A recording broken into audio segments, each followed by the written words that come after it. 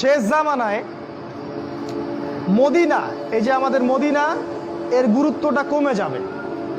এটা আবু দাউদে আছে হাদিসটা। মদিনার গুরুত্ব কমে যাবে, মানুষ মদিনাকে অতটা মূল্যায়ন করবে না। মানে মদিনা থেকে বিশ্বের সবকিছু নিয়ন্ত্রণ করা হবে না। তখন জেরুজালেমের গুরুত্ব বেড়ে যাবে। ওই ইসরায়েল যেটা দখল করে রাখছে ফিলিস্তিনে, ওর গুরুত্ব পৃথিবীতে বেড়ে যাবে। দেখবেন আজকের বিশ্বের সবকিছু ওইখান থেকে নিয়ন্ত্রিত হয়। মিডিয়া বলেন, প্রযুক্তি বলেন, রাজনীতি, অর্থনীতি, সবকিছু ওইখান থেকে। সারা বিশ্বের মূল জায়গাটা এখন জেরুজালেম।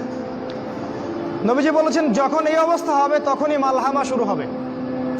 সাহাবীরা বললেন মালহামা কি জিনিস? নবীজি বললেন এমন যুদ্ধ যে যুদ্ধে 100 জনের মধ্যে 99টা মানুষ মারা যাবে। 100 জনের মধ্যে 99টা সৈন্য মারা যাবে। এবং এই যুদ্ধটা হবে ইউফ্রেটিস বা ইরাকের ফোরাত নদীর সোনার পাহাড়কে কেন্দ্র করে। এটা সামনে হতে যাচ্ছে। এবং এই যুদ্ধটা হবে 80টা দেশের মধ্যে। বিশ্বের 80টা দেশ একত্রিত হয়ে যুদ্ধ করবে সামনে।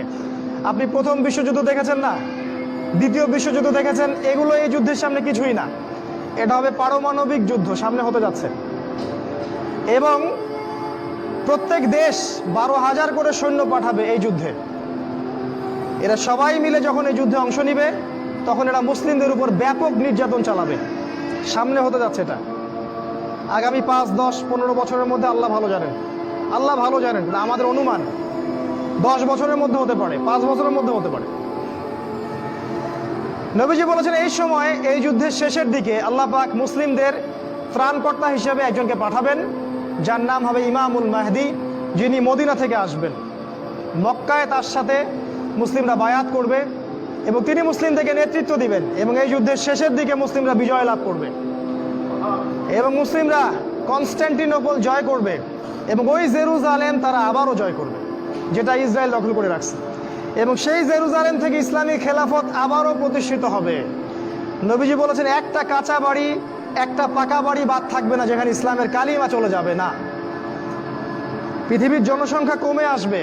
এখন 800 কোটি দেখছেন, সামনে হয়ে যাবে দেখবেন 200 কোটি, 100 কোটি। 1 ভাগ মানুষ মহামারীতে মারা যাবে, হাদিসে এসেছে। 1 ভাগ মানুষ দুর্ভিক্ষে মারা যাবে, আর 1 ভাগ মানুষ এই মালহামায় মারা যাবে। অল্প কিছু মানুষ বেঁচে থাকবে। মুহূর্তে একটা দেশ ধ্বংস হয়ে যাবে যখন পারমাণবিক যুদ্ধ শুরু হবে। আমরা তো এখনো স্বপ্ন দেখছি 2050, 60, 3000 বছরে, তাই না? দেখেন সামনে কি হয়, অপেক্ষা করতে থাকেন। এরপর খেলাফা কায়েম হবে এবং এই খেলাফতটাকে প্রতিবন্ধকতা সৃষ্টি করবে ইহুদিরা। ইহুদিদের নেতা হিসেবে বের হবে দাজ্জাল এবং এই দাজ্জাল ইহুদিদেরকে নিয়ে